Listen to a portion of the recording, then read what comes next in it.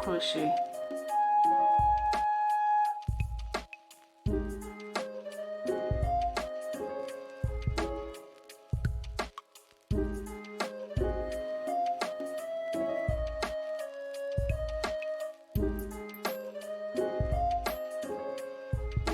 So I have 5 stitches here. I'm going to remove my hook.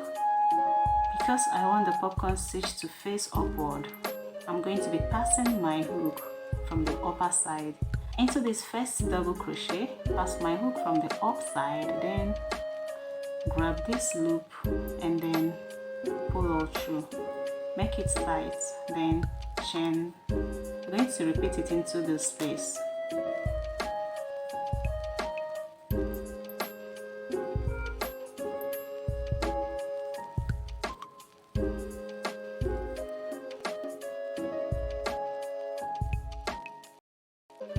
Time to make the popcorn stitch to face backward.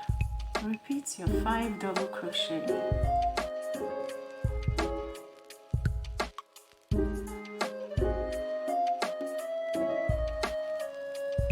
Now remove your hook. So the first stitch here, pass your hook from backward. Now pick up this loop and then